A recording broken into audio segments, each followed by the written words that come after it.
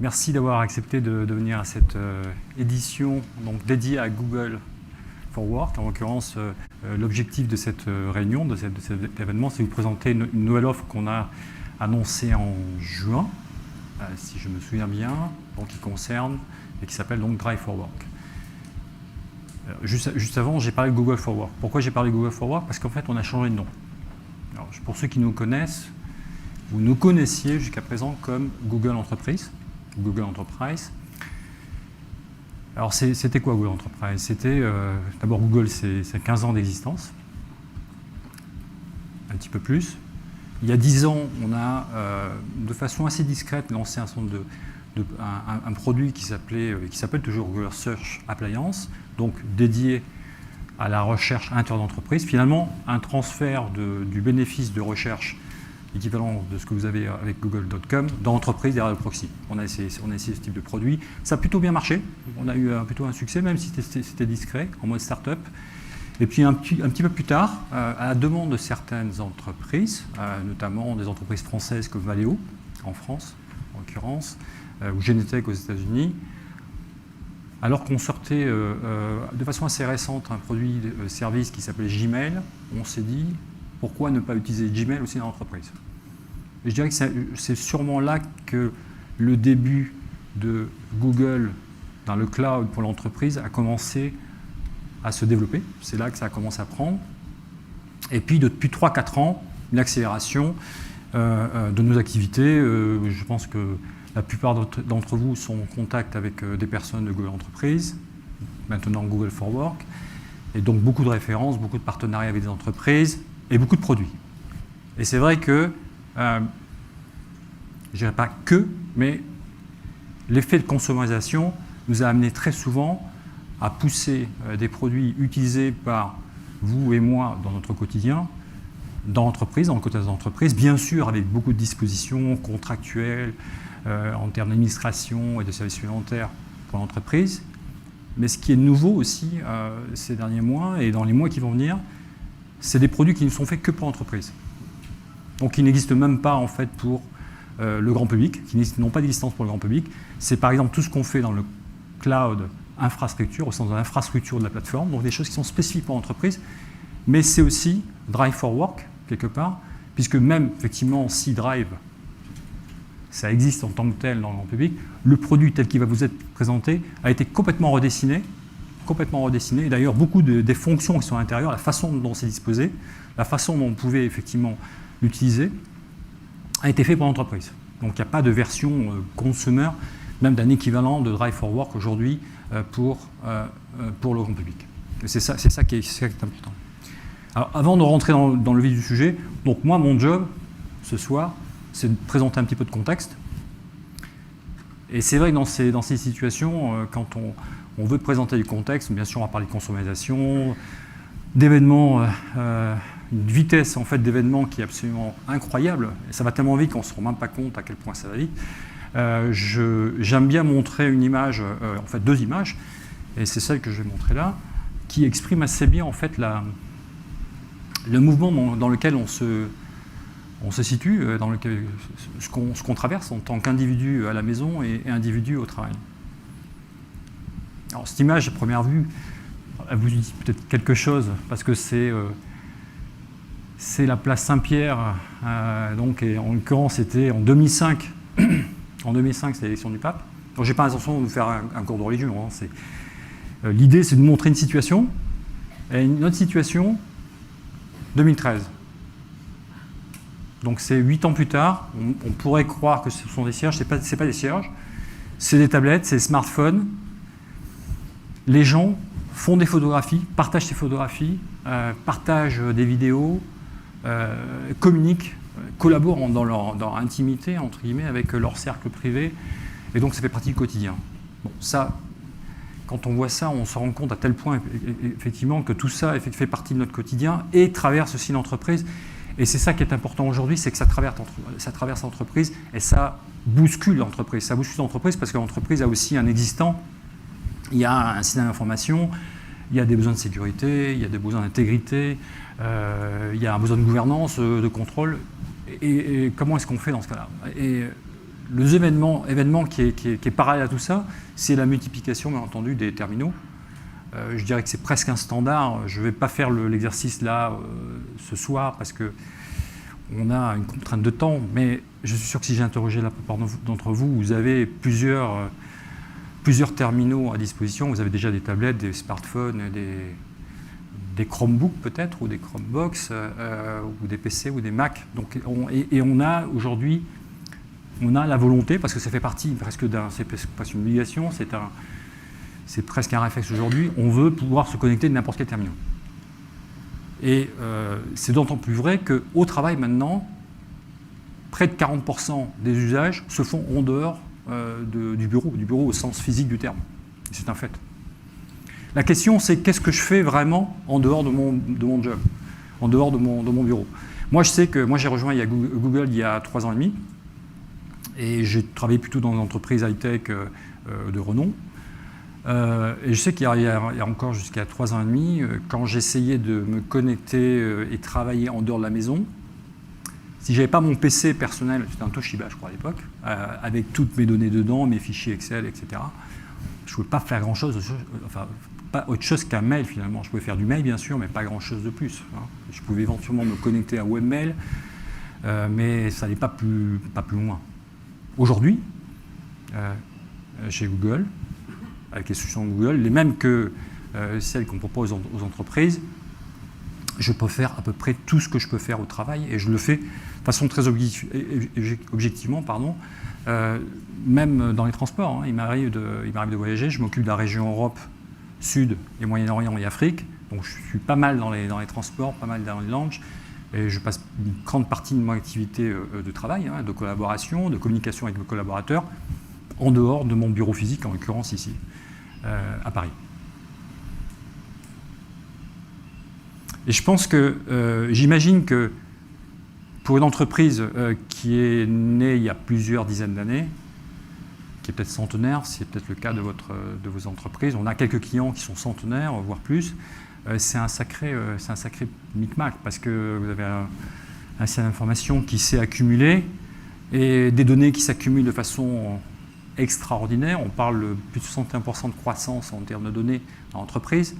J'imagine en fait la fonction du directeur informatique ou du patron du système d'information, c'est absolument incroyable. Il y a un gap énorme.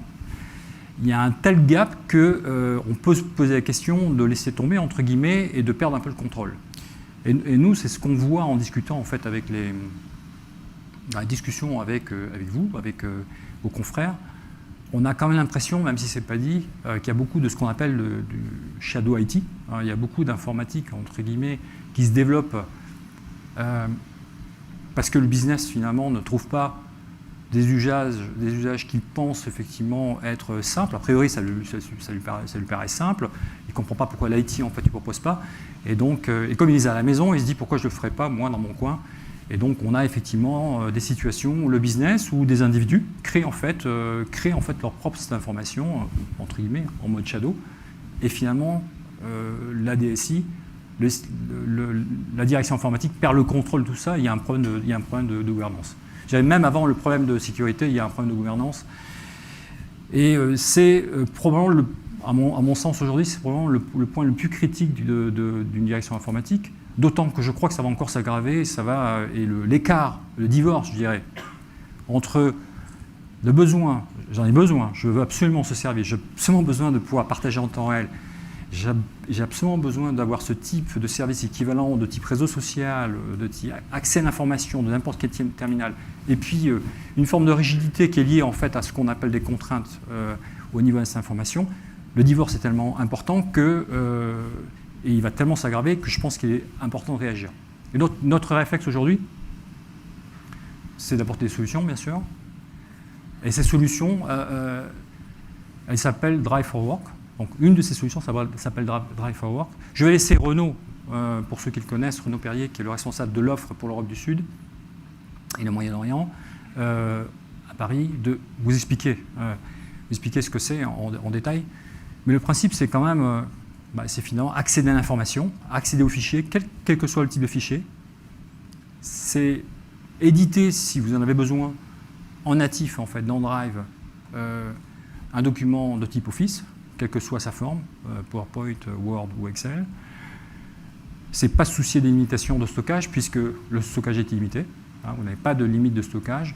Vous pouvez consommer, entre guillemets, de la lecture et de l'édition de documents et du partage de documents de façon complètement illimitée. Et c'est la possibilité de travailler sur ce type de documents, quel que soit le type de terminal, soit une tablette, un smartphone, ou tout type de terminaux qui vont sortir. Vous êtes au courant probablement qu'on travaille sur diverses versions d'Android qui vont permettre d'être finalement d'accès à l'information, d'avoir accès à l'information, non pas sous forme de tablette, mais peut-être sous forme de Google Glass, sous forme de montre et d'autres types de périphériques ou de terminaux qui vont sortir ou qui sont en train de sortir.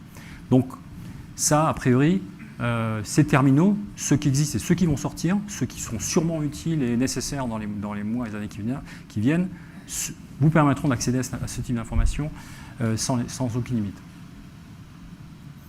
Alors ça, c'est ce qui est nouveau, c'est qu'on le caractérise, on le formalise sur une offre qui est vraiment typée, dédiée B2B, mais on a déjà des clients, des entreprises qui travaillent avec nous sur un mode de transformation déjà de type digital.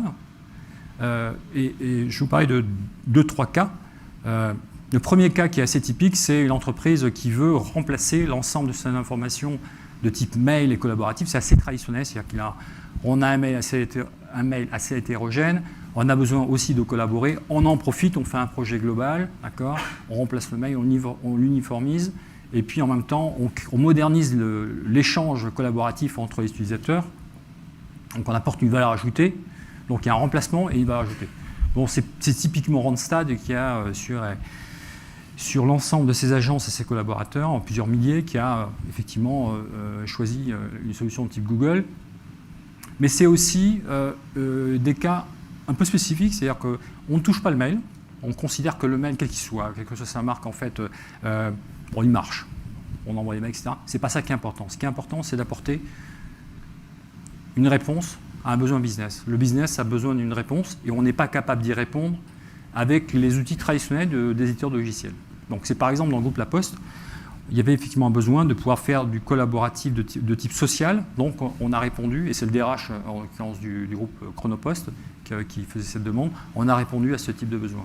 C'est par exemple les postiers qui ont effectivement aujourd'hui des terminaux mobiles, vous en avez peut-être vu, et qui ont besoin de pouvoir récupérer l'information quand ils remettent un document ou un produit à un client sous forme de retour, mais c'est aussi pouvoir éventuellement transformer leur métier du rôle de postier en rôle de entre guillemets commercial, c'est-à-dire en fait représentant de différents services, puisque par exemple dans certaines parties en France, des régions françaises, il n'y a pas de bureau de poste et le postier peut être un bon représentant de ces services et donc rendre finalement un bon service aux gens qui sont un peu isolés dans certaines régions. Ça c'est une bonne réponse au métier. Le dernier, c'est Veolia, parce que il est intéressant parce que c'est les deux. Veolia, c'est un projet, je dirais, presque classique, modernisation du collaboratif. Donc on apporte beaucoup plus, on remplace l'infrastructure existante. On va un peu plus loin en apportant, beaucoup plus loin en apportant du collaboratif. Et en plus, on répond à un métier. Les agents de maintenance, jusqu'à présent, n'avaient pas de moyens de connexion avec leur base. Donc ils pouvaient arriver sur un point à réparer. Donc, ce qu'ils font chez Veolia, c'est qu'ils distribuent de l'eau. Il y a un point de réparation nécessaire, il y a un problème, j'interviens et peut-être que je n'ai pas la pièce, peut-être que je n'ai pas même la compétence. Il se trouve que l'agent de maintenance, là, il est connecté, il est localisable s'il le souhaite et il peut localiser aussi une équipe de secours s'il a besoin d'aide. Et s'il le souhaite, il peut aussi rechercher l'information parce qu'il est connecté avec sa tablette, il peut rechercher l'information de façon rapide, donc en temps réel, qui est nécessaire pour réparer. Donc, là, l'objectif, c'est quoi? C'est bien sûr la productivité, l'efficacité, je répare le plus vite possible et en même temps, je satisfais ma clientèle. Vous voyez là sur le cas de Veolia, deux projets en parallèle, mais en fait, l'un est dans l'autre. Et c'est ça qu'on essaie de réaliser avec nos clients. Dans ce type d'événement, je me pose toujours la question, est-ce que je peux parler du personnel ou non? Mais c'est presque une anecdote, mais c'est vrai. Samedi, alors que je pensais à cet événement, j'étais dans la voiture et je faisais semblant d'écouter ma femme, mon épouse. Donc elle me parlait. Et elle me dit, mais Eric, tu m'écoutes, j'ai plus de place sur mon J-Drive, sur mon Drive. J'ai plus de place. Alors là, Drive, je me retourne. Tu n'as plus de place sur ton Drive. Ça fait 1 an qu'elle a basculé. Hein. Donc elle est la responsable d'une PME de 100 personnes, c'est un hôtel. Et elle utilise Google de façon abondante. Et donc elle a fait le plein de son Drive. Donc elle me demande une solution. Et j'ai pas eu le temps de réfléchir. Hein, bon, c'est vrai que j'écoutais pas, donc il a fallu que je récupère la conversation. Que ma petite qui a 11 ans derrière me dit mais enfin, tu n'as pas besoin. Internet, c'est limité. Internet, c'est limité. Et en fait, ce qui est dans la bouche de cet enfant, c'est la normalité. C'est ce qui arrive dans l'entreprise. Les gens arrivent dans l'entreprise en pensant que c'est normal. C'est normal que ce soit limité. Et c'est ce qu'on veut vous proposer. C'est qu'avec Drive for Work, en l'occurrence, on peut vous proposer, vous, directeur informatique, vous, patron de cette information, une possibilité de satisfaire cette demande, la demande d'utilisateurs qui pensent effectivement que c'est normal. Donc plutôt que de les laisser aller chercher des solutions qui vont finalement vous créer des problèmes de gouvernance et de contrôle, vous avez ce type de solution. Et cette solution, elle est d'autant plus intéressante qu'elle ne fait aucun compromis avec la sécurité. Aucun compromis. Aucun compromis. Et ça rejoint le premier mot d'introduction, c'est que Google for Work, c'est pour l'entreprise. C'est pour l'entreprise avec toutes ces contraintes de sécurité, ces contraintes de contrôle, de gouvernance, tout ce qui est nécessaire pour faire en sorte que la solution marche, qu'elle réponde en même temps aux besoins des utilisateurs qui sont des utilisateurs avertis maintenant dans l'entreprise en termes d'information. Et je ne vous parle même pas des nouvelles générations, même ceux qui ont migré récemment. Vous avez effectivement la réponse. Et la réponse, c'est Drive for Work. Donc je vais m'arrêter là, parce que je crois que j'ai déjà été plus long que nécessaire. Et pour vous parler, c'est bon ? Et pour vous parler de Drive for Work, en l'occurrence, je vais appeler Renaud Perrier. Renaud. Donc je vous propose d'accueillir Renaud. Merci Eric, je vais prendre tes appels. Tu le prends ? Oui. Parfait. Très bien. Eh bien, bonsoir à tous. Comme l'a dit Eric, donc, je suis Renaud Perrier, en charge de la gamme produits Google for Work, donc à destination des entreprises, pour l'Europe du Sud, le Moyen-Orient et l'Afrique. Et donc avec moi, vous allez commencer la plongée dans le produit. Donc, le cas concret que j'ai repris des slides d'Eric ici, il est celui-ci. Il est celui que vous vivez certainement tous les jours, en fait. Le classique, mon information répartie dans toute une série de conteneurs. Alors, de l'intranet, dans des solutions cloud, dans mon email, bien entendu, sur des serveurs de fichiers, bref, très différent. Moi, ce que je voudrais en tant qu'utilisateur tous les jours, c'est d'y accéder depuis, alors, bien entendu, mon poste de travail. On considère que ça, c'est fait. Mais aussi, pourquoi pas, depuis une tablette. Parce que ça, la tablette, maintenant, nombreux sont ceux qui en ont. Depuis mon téléphone, à partir du moment où c'est un smartphone, quel qu'il soit. J'aimerais aussi, du coup, pouvoir le partager. Et là, on rentre dans l'enfer de l'utilisateur de tous les jours. Alors l'enfer, il commence très simplement. Le document, on travaille tous ensemble sur un document. Puis ce document, la seule façon que j'ai de le partager avec mes partenaires, c'est de l'envoyer par mail. Bon, jusque-là, tout va bien, ça fonctionne très bien. Sauf que chacun d'entre eux va le modifier, ce document. Et on va se le renvoyer par mail. Et au final, on va avoir 72 versions du document. Laquelle est la bonne ? Quelle est la source de vérité dans cet ensemble de documents ? Où est-ce que j'en suis ? Alors, il y a des gens qui pensent très fort sur ce sujet-là, en ce cas-là. Et ils nous ont inventé un truc absolument génial. Le check-in, check-out. La chose fabuleuse qui fait que pendant qu'un utilisateur travaille sur le document et fait le check-out, tous les autres, ils sont en vacances. Ils attendent que celui qui a verrouillé le document pour l'éditer est terminé. Si on me cherche, je suis à la piscine. Classique. Autre façon de faire. L'enfer du document, c'est aussi d'y accéder forcément depuis les heures ouvrées où je suis à mon poste de travail. Génial. Je voudrais aussi, comme je voyage, y accéder en déplacement. Je voudrais aussi y accéder de la maison. Si j'ai envie d'accéder à ce document de la maison, ça ne me regarde que moi. Première chose, comment je fais ? Alors, l'informatique pourrait me dire, pas de problème. Tu utilises un serveur FTP avec le certificat que tu descends cette adresse, tu vérifies bien que c'est un X509, tu l'installes dans ton navigateur et tu peux y accéder. Quand on fait ce genre de discours où qu'on a cette problématique-là, avec l'utilisateur final, il fait une seule chose, c'est qu'il se débrouille sans vous. Et ça donne naissance à ce phénomène qu'est le Shadow IT, donc l'informatique fantôme. Je ne donne pas à l'utilisateur le moyen de travailler comme il veut tous les jours, il va se débrouiller sans vous. Il va aller au supermarché et le faire. Alors je vois des sourires dans l'assemblée, ça veut dire que vous êtes dans le shadow IT. Ça veut dire que vous utilisez des solutions qui n'est pas proposées par votre entreprise. C'est mal, très mal.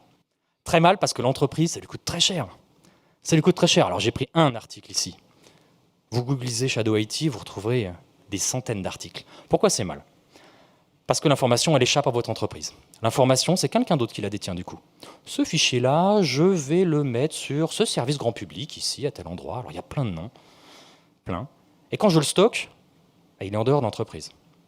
J'ai aucun contrat avec cette entreprise qui stocke mon fichier. Ah, il me permet de le partager avec mes partenaires, mes fournisseurs, mes clients. Ça, parfait. Objectif résolu, moi employé, excellent. Par contre, je l'ai stocké sur un répertoire qui va l'utiliser, cette informatique tierce, ce personnage tiers, entre moi et mon fournisseur ou mon partenaire, qui va l'utiliser pour faire de la publicité, qui va le lire, qui va en faire autre chose, qui va le rendre public. Parce que c'est du grand public ici. Ce n'est pas un épiphénomène. Selon les études, on n'en a pas financé ici. On préfère la chose se faire nativement. 30 à 50% de vos employés qui manipulent de l'information ont recours à ce Shadow IT. Alors là, il y a deux écoles. Il y a celle, j'ai rien vu, j'ai rien fait, jusqu'ici tout va bien, Madame la Baronne. Parfait, c'est une façon de faire. Et puis l'autre façon de faire, c'est de l'encadrer. C'est de l'encadrer. Alors on n'est pas obligé d'avoir des employés qui s'assoient sur leur bureau et qui mettent leurs pieds sur leur bureau. Mais en tout cas, c'est de leur offrir la possibilité d'accéder, d'où qu'ils soient, sur n'importe quel device. Et le maître clé ici, c'est de façon contrôlée. Contrôlée et sécurisée. Capital. Mettre un outil en place, tout le monde sait le faire. Maintenant, la proposition, elle est de dire, je vais prendre ce qui fonctionne dans le grand public, ce qui est plébiscité, et je l'internalise dans l'entreprise. Ça, c'est la clé. C'est la clé. Alors ici, une grande question. Qui sommes-nous? Qui sommes-nous pour venir parler de ce phénomène? Qui sommes-nous pour dire qu'on a une solution à ça? Il y en a plein d'acteurs qui vont avoir une solution. Nous, on est les meilleurs du marché, on est le numéro 1 sur ce sujet-là. Oui, c'est vrai. Maintenant, quelle preuve? En quoi es-tu, toi, Google, crédible sur ce segment? Nous le sommes parce que notre base installée, notre vivier, c'est celui de Drive, grand public aujourd'hui, 190 millions d'utilisateurs actifs.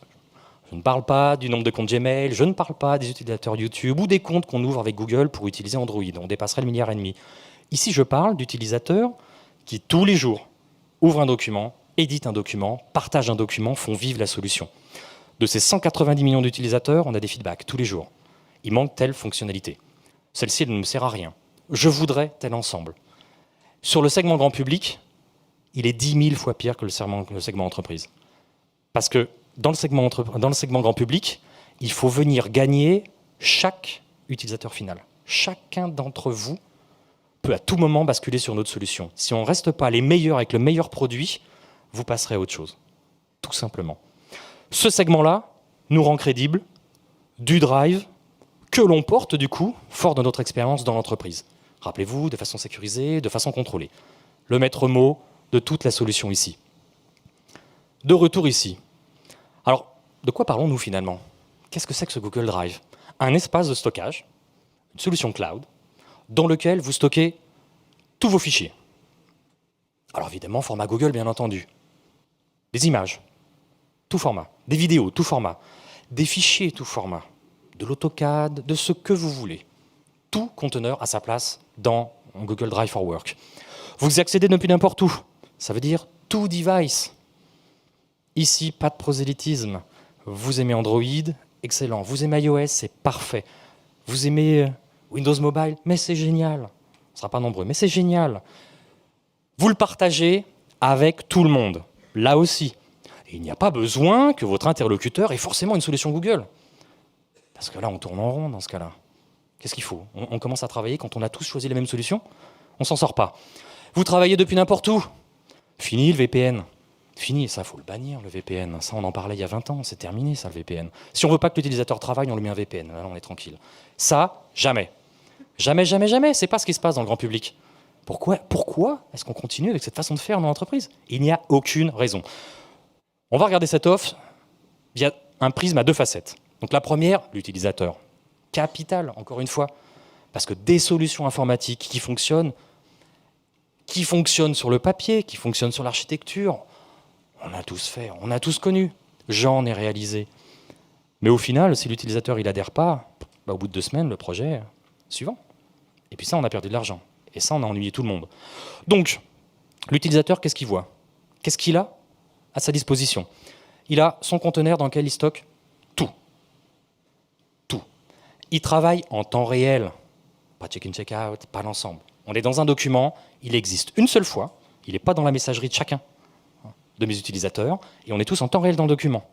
Une seule fois. Excessivement important. Il est sauvegardé. Pas besoin de cliquer sur le bouton Save. Ça n'existe pas. Il est sauvegardé en temps réel. Je ne me retrouve jamais dans le cauchemar du « Tiens, l'appel d'offres, j'ai travaillé ce matin, j'ai commencé à 8h, puis à midi, mon poste a craché. Et là, j'ai plus que mes yeux pour pleurer avec mon document qui n'a pas été sauvegardé parce que j'ai pas pensé. » Ça n'existe pas. Dans cet espace de travail, travailler tout seul, c'est bien, mais c'est absolument pas suffisant aujourd'hui. Donc on travaille à plusieurs. Et je vois ce que font mes collaborateurs. Je vois ce que font mes collègues. Ils ont édité tel document, ils ont modifié tel document, j'en ai trace, tout le temps. Aucune différence ne doit exister entre votre poste de travail et un mobile. Aucune. Donc à Google, on a fait en sorte que cette solution soit iso-fonctionnelle, que vous soyez sur un smartphone ou sur votre poste de travail, sur une tablette quelle qu'elle soit. Capital. Toutes les fonctionnalités doivent être accessibles en état de mobilité. Donc natif, vous recherchez, vous organisez, vous scannez, vous stockez, vous retrouvez, vous éditez, vous travaillez sur... Alors un téléphone, j'en conçois, ça peut être petit. En tout cas, si je veux, je peux. Moi, j'ai revoyé mes slides 10 minutes avant sur mon téléphone. Pourquoi pas? Sur une tablette déjà, format plus grand, là ici, je peux avoir plus de confort. Sur tous les devices, c'est excessivement important ici. Et je n'y suis pas restreint. Ça veut dire que ce document, ça reste du travail à froid. On travaille à plusieurs sur un document. Et puis, je vais passer en travail à moyennement chaud. Ça veut dire qu'on va commencer à chatter autour du document. On va dire, qu'est-ce que tu en penses, Philippe, de ce document, là, ici? Est-ce que tu pourrais le mettre à jour? OK. Et puis, on va travailler à chaud. C'est-à-dire que ce document, on va l'éditer à plusieurs dans une webconférence. Alors, ne prenez pas ce que je dis pour argent comptant. Toute l'équipe Google for Work vous a préparé des démonstrations qui vont venir juste après ces slides. D'accord? On aime travailler à chaque fois sans filet. Ils n'ont pas dérogé à la règle cette fois-ci. Donc vous verrez ces fonctionnalités en action. On ne me croit pas sur parole. La version de l'informatique. Elle est importante, on parle quand même aux entreprises ici avec Google for Work. Donc elle est capitale. Plus jamais de quotas. Mais qui a inventé ce système d'avoir un serveur, de gérer du disque, de le partager, de le backuper? Et puis c'est une histoire sans fin. Qu'est-ce que je fais? Je rachète du disque, je le rebackup. Et puis je le sécurise, je le redonde, et puis mes utilisateurs ne sont jamais contents parce que mon serveur, il est à Paris. La semaine prochaine, je suis à Buenos Aires. Qu'est-ce que je fais? J'accède à distance au serveur de Paris. Tout le monde est mécontent. Et l'utilisateur mécontent, il trouve une solution, on l'a vu. Qu'est-ce que vous offrez? Illimité. Eric l'a bien dit, dans sa vie de tous les jours, c'est quelque chose qui devient le standard. Pourquoi en entreprise, ça ne le serait pas? Alors oui, il y a peut-être de l'intérêt. Si je ne vous fais pas de l'illimité, je vais pouvoir vous vendre du stockage. Ce n'est pas notre vision ici.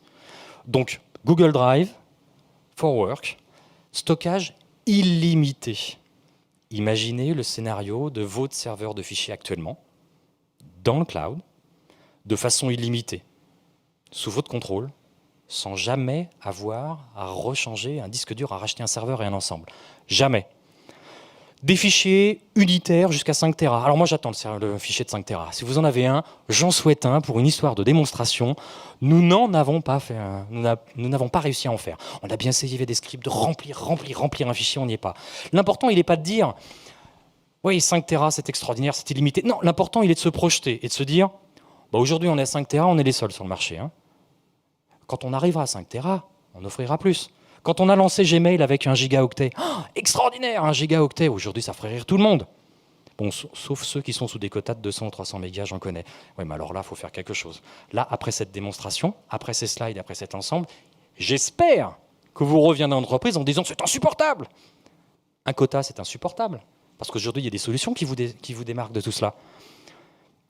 Données sécurisées pour l'entreprise. Capital. Ici, Vous êtes en contrat avec Google pour entreprise, Google for Work.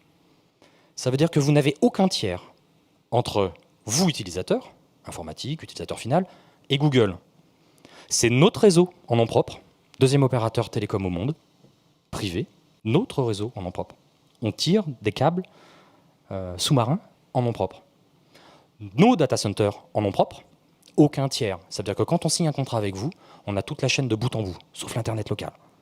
Mais toute la chaîne de bout en bout. Votre donnée est la vôtre, contractuellement. C'est-à-dire que votre informatique peut dire à son PDG, cette solution, c'est la nôtre. Vous l'opérez. Ce n'est pas un Googler qui vient derrière et qui administre votre solution. Vous avez la console d'administration, vous faites tout. C'est votre donnée contractuellement avec des garanties.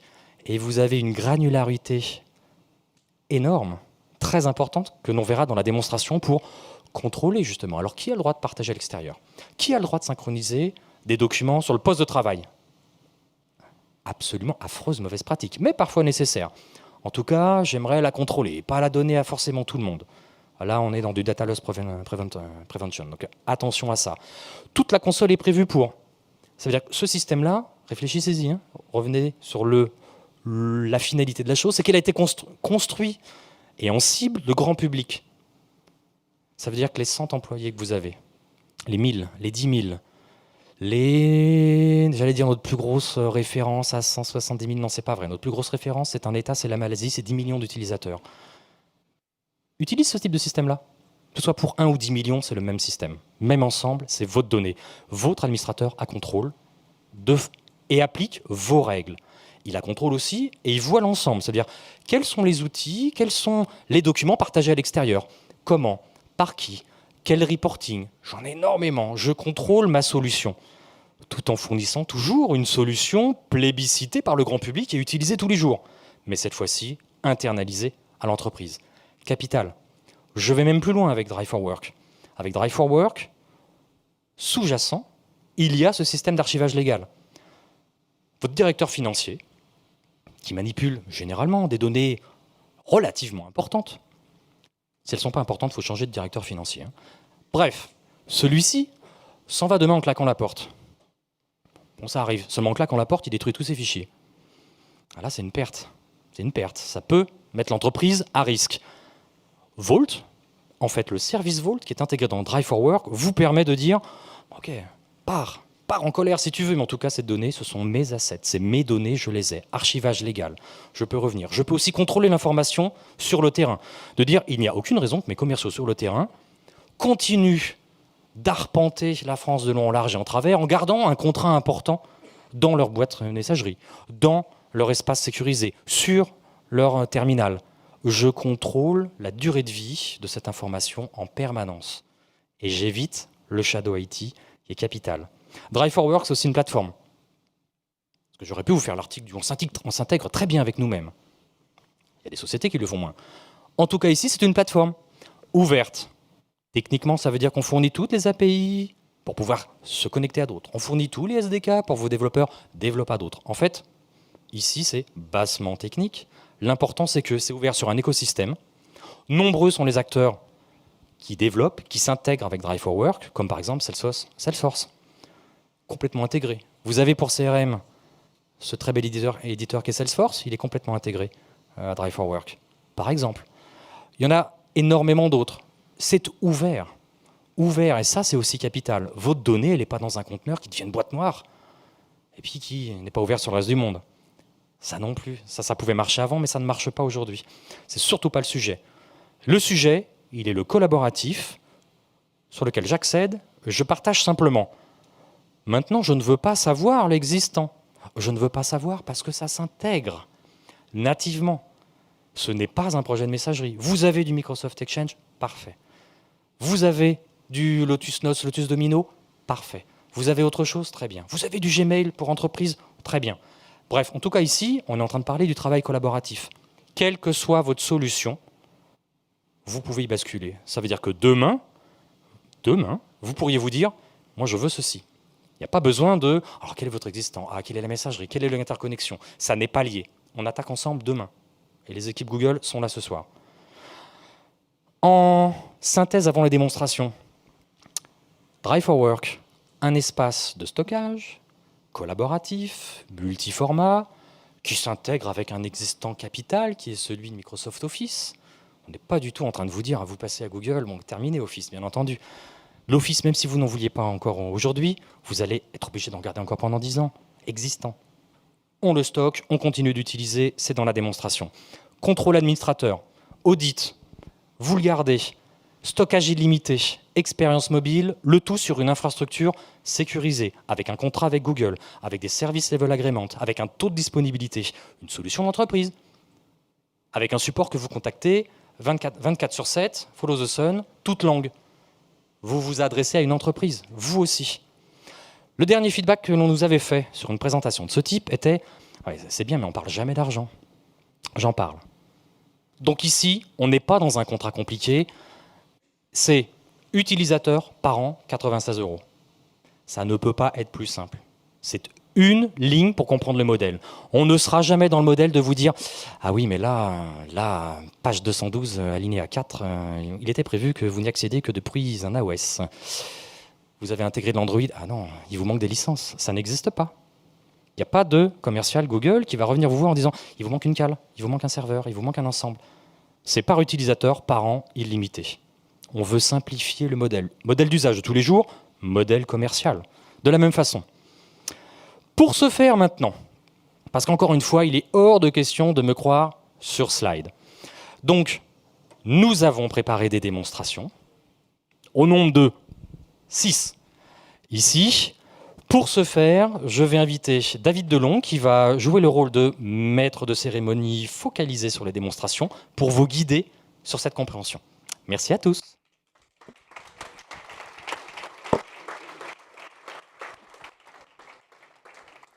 Bonsoir tout le monde, je suis donc David Delon de l'équipe déploiement de Google for Work, en charge de la relation avec nos partenaires en France. Merci Renaud pour ces longs slides, il y avait quand même beaucoup d'informations, j'espère que ça vous a plu, j'espère que ça a suscité un petit peu d'intérêt. Maintenant, plutôt que de continuer sur des discours ou de jouer des vidéos, on a pris plutôt l'option de vous montrer réellement, concrètement, au travers de la vie au quotidien dans les entreprises, comment Drive4Work va vraiment pouvoir vous aider dans votre boulot de tous les jours. Donc on va se projeter maintenant dans la peau d'un sales manager, un responsable des ventes. Je ne sais pas s'il y en a quelques-uns dans l'assistance aujourd'hui. En voilà un en tout cas, qui me rejoint, Pascal. On peut l'applaudir Pascal pour le chauffer un peu. Je vais augmenter mon forecast là. Ok. Alors justement, il me parle de son forecast. Qu'est-ce qui est important pour un responsable des ventes? C'est évidemment de savoir si on va faire son chiffre, soit d'une manière hebdomadaire, voire pourquoi pas quotidienne. Et puis gérer également son réseau de franchisés, puisque Pascal a cette chance de gérer tout ce réseau-là également. Donc on va voir comment Drive4Work et tous les éléments constitutifs de la solution vont permettre à Pascal de travailler correctement. Ça marche. Alors, je suis donc le responsable des ventes de la société Monjardin. Et j'ai effectivement un certain nombre de process tous les jours, et notamment effectivement le forecast, on va voir qu'il y en a d'autres. Mais j'aime bien aussi la simplicité. En général, les vendeurs, ils aiment bien la simplicité. Alors j'ai une équipe de vente à gérer. Puis j'ai une équipe de vente d'ailleurs qui gère aussi des partenaires, en fait des revendeurs, des franchisés notamment.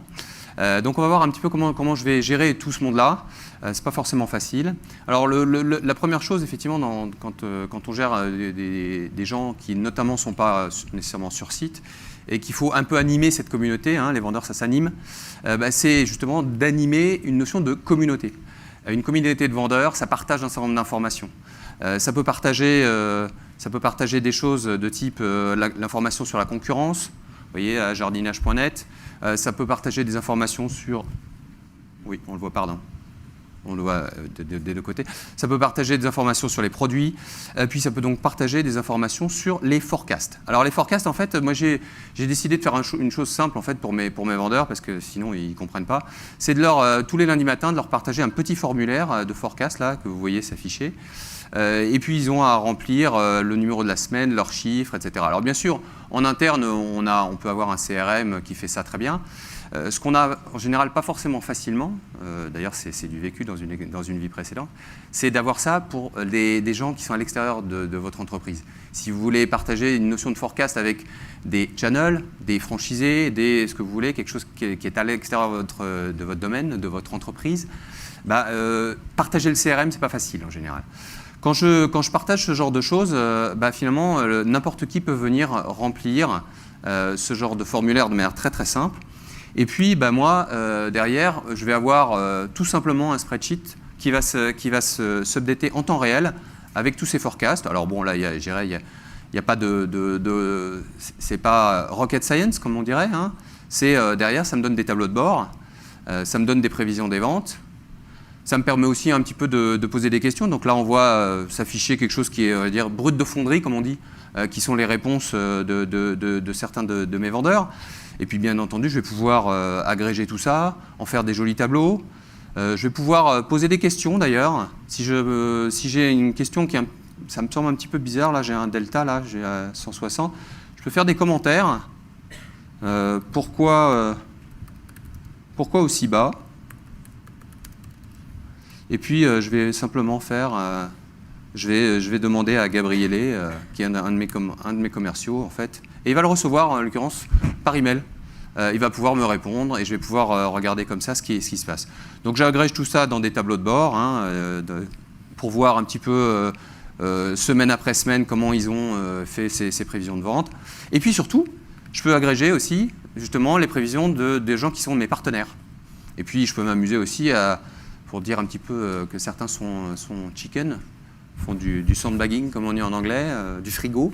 Voilà, on peut faire des comparaisons entre ce que nos commerciaux ont forecasté et puis ce que les magasins éventuellement ont forecasté. Alors ça, c'est une façon de faire. Hein. Il y a plein d'autres processus dans les ventes qu'on peut imaginer avec un environnement qui est partageable, avec une version unique, qui est temps réel et sur lequel derrière on peut venir faire un certain nombre de calculs.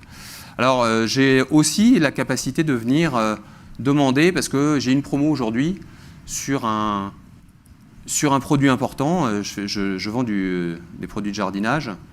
Et puis, il se trouve que comme c'est une promo, je veux vraiment vérifier le chiffre d'affaires 3 fois par jour. Donc, typiquement, vous voyez, là, j'ai un réalisé à 11h. Puis, je vais demander un réalisé, alors là, c'était 2 fois. Je vais demander à mes vendeurs, justement, voire à mes partenaires extérieurs, de me remplir un flash revenu. Donc j'ai comme ça, à la journée, sur une promo importante pour moi, un tableau de bord. Vous voyez, le tableau de bord se met à jour en temps réel entre le réalisé du matin, de l'après-midi et mon budget. J'ai réalisé comme ça, je dirais, ce que j'appellerais de la business intelligence live temps réel. C'est très très simple à faire. Même moi qui suis vendeur, j'ai réussi à le faire. Et Dieu sait si c'est compliqué. Alors, pour moi, il y a un point important, c'est la notion de partage avec l'extérieur. Donc, ensuite, je parle avec des franchisés. Il y a des choses que je vais partager avec eux, notamment des contrats. Alors, un contrat type, par exemple, je prends un appel d'un nouveau franchisé, il veut recevoir son contrat. Donc, ce que je vais faire, c'est que, au lieu de lui envoyer par Word et puis de recevoir 10 allers-retours en fait, de Word avec ce qu'on appelle des redlines, des commentaires, je vais tout simplement le partager avec cette personne. Alors, en l'occurrence, ce sera une dame cette fois-ci. Comme on l'a déjà en fait vu, en partage avec l'extérieur.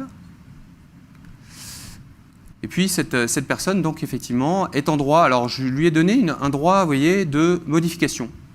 J'aurais pu lui donner juste un droit de lecture ou juste un droit de commentaire. Donc là, effectivement, il y a une notion de granularité de la sécurité. Mais là, en l'occurrence, je veux qu'elle soit capable de faire des modifications puisque je veux finalement avoir un échange sur le contrat et pouvoir faire en sorte rapidement de converger sur le contrat. On a signé la partie administrative, on fait du business.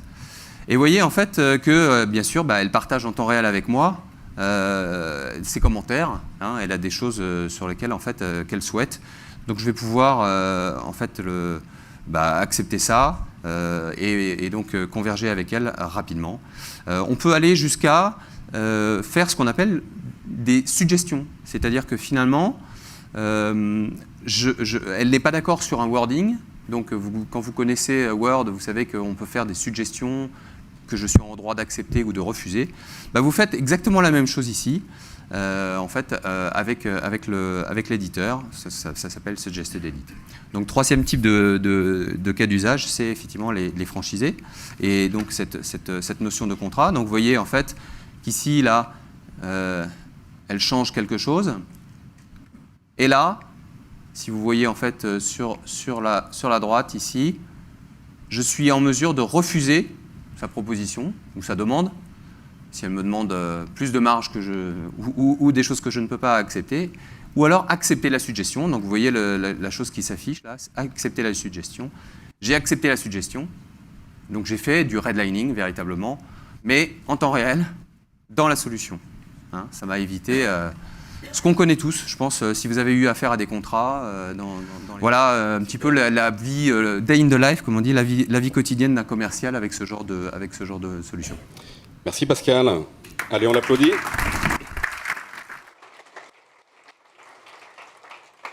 Moi, par curiosité, j'aimerais que Pascal m'explique ce que c'est que des rhododendrons minins, mais bon, on verra ça peut-être tout à l'heure.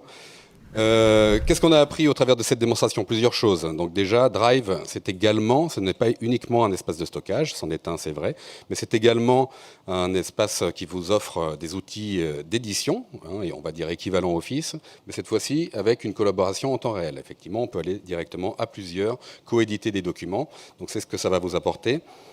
C'est également une coexistence avec Office. Qui dit passer Google ne dit pas se passer de la suite. Renaud a bien insisté là-dessus. Là, par exemple, sur ce contrat type que Pascal a modifié, si je le mets en mode Word, tous les suggestions vont devenir des, comment on appelle ça sous Office, track changes, enfin les marques de révision. Voilà. Donc vous gardez tout l'historique de tout ce qui se passe sur un document. Et bien sûr, encore une fois, tout est audité, tout est sécurisé. Vous avez un accès, que ce soit sur un Chromebook comme ici ou sur une tablette. Maintenant, on va passer à un autre cas d'usage. Un autre cas d'usage qui est plus pour les équipes terrain, les personnes qui sont amenées à aller faire des interventions sur différents sites. Alors souvenez-vous, il n'y a encore pas si longtemps, c'est peut-être encore le cas chez certains, il fallait prendre quasiment une brouette pour transporter la base documentaire pour être sûr d'avoir tous les documents qu'il faut. Cette fois-ci, ça n'est plus le cas. On a l'accès à tous ces documents, toujours à jour, à partir de Google Drive. Donc pour ça, je vais inviter Nadia à nous rejoindre sur site et qui va nous montrer comment un technicien va gérer son intervention. Merci pour Nadia. Merci David. Oups. Alors, on m'entend bien. Bonjour à tous. Effectivement, je vais vous proposer d'assister à une démonstration de ce que pourrait être le quotidien d'un agent de terrain. Un agent de terrain qui travaille dans la réparation et la maintenance d'appareils électriques. Donc, il a deux contraintes. La première, c'est qu'il est en mobilité, puisqu'il intervient toujours sur le site de ses clients. Donc, il a besoin de beaucoup de mobilité, d'agilité. La deuxième, c'est qu'il travaille parfois sur des interventions à risque et qu'il a donc besoin d'avoir toutes les procédures et tout le support que son back-office peut lui fournir à tout moment. C'est ce que je vous propose de voir à travers cette présentation qu'on va commencer tout de suite. Donc je propose à Colline, très bien, merci beaucoup, c'est parfait. Donc traditionnellement, un agent de terrain, il préparait sa mallette pleine de papier. Il emmènera sa brouette pleine de papier, pas forcément à jour, pas forcément, qui ne répondent pas forcément à son problème ou à son contexte. Ce qu'on vous propose là, c'est d'utiliser uniquement une tablette connectée et les applications métiers fournies par l'entreprise. Et ça va lui permettre de faire tout son travail et d'être toujours à jour par rapport aux informations que peut lui fournir son entreprise. Donc, ce qu'il utilise dans un premier temps, c'est le Hangout en chat. Et en fait, il va pouvoir tout simplement recevoir par notification textuelle une nouvelle mission, un nouveau job, une nouvelle tâche à réaliser. Et depuis son back-office. Je ne connais pas forcément Marie, mais Marie communique avec moi pour me fournir mes nouvelles tâches. Ce qu'elle me fournit également, c'est un lien vers Drive où on va retrouver toutes les informations nécessaires à cette intervention. Ça peut être des documents PDF, Office, tout ce que vous voulez. Ça peut également être des images qui sont remontées par le client au moment où il a créé cet incident. Donc là, en l'occurrence, c'est un tableau électrique. Je peux donc mieux comprendre ce qu'on va me demander et savoir avec quels outils je peux corriger ce problème. Ce qu'on voit aussi, c'est d'autres documents qui peuvent potentiellement être créés et générés automatiquement par un ERP ou un CRM, avec toutes les informations contextuelles, encore une fois, à cet incident. Donc c'est très bien, je peux me rendre sur les lieux, je n'emmène pas de mallette avec moi. Par contre, je demande à Marie, une fois sur place, voilà, je suis arrivée. Hop, as-tu des docs? Hop, pardon. J'aurais pu le faire avec la voix. Hop. Et donc Marie va pouvoir me répondre directement, encore une fois, par chat textuel. Donc, finalement, ce n'est pas fameux, mais ça m'aide énormément dans mon travail au quotidien. Un nouveau lien et surtout une information capitale. Attention, c'est une intervention à risque. Donc je me dois d'accéder à ces procédures qu'elle me transmet, qui sont forcément à jour, puisqu'elles sont à un seul endroit et unique. Une version unique de ces documents, de ces procédures. Encore une fois, il me suffit de cliquer sur ce lien, hop, d'accéder à l'ensemble de mes documents qui me sont partagés par mon back-office. Encore une fois, tout un ensemble de documents. Ça peut être, encore une fois, de l'Office, du PDF, d'autres types de documents, des images, des vidéos. Et surtout, ce qui est important de comprendre ici, c'est que la réalité du terrain, c'est que le technicien, il ne va pas lire 20 pages de doc, ou 50 pages de doc, ou 100 pages de doc, bien qu'elles soient à jour. Ce que va faire le technicien, c'est essayer d'accéder vite à un tutoriel vidéo ou à une fiche d'intervention très simple, des procédures très simples pour résoudre son problème. De son côté, le back-office, lui, ce qu'il veut, c'est assurer la sécurité de son agent sur le terrain. Donc, elle se doit de lui fournir à tout moment ces informations. Et là, en l'occurrence, effectivement, je peux jouer cette vidéo directement depuis ma tablette. Donc, c'est une sorte de tutoriel, hein, tout simplement, qui je peux avancer, reculer. Je vais surtout l'arrêter, là, pour ne pas mettre trop de musique, excusez-moi. Mais je peux l'avancer, la reculer, la regarder autant de fois que je veux pour m'assurer que je vais bien répondre aux problèmes de mon client, une fois sur site.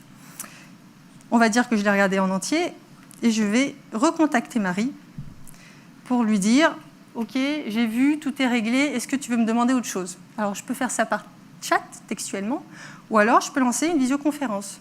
C'est quand même plus simple de se voir, de se parler de temps en temps, même si on n'a pas l'occasion de communiquer quotidiennement. Hop.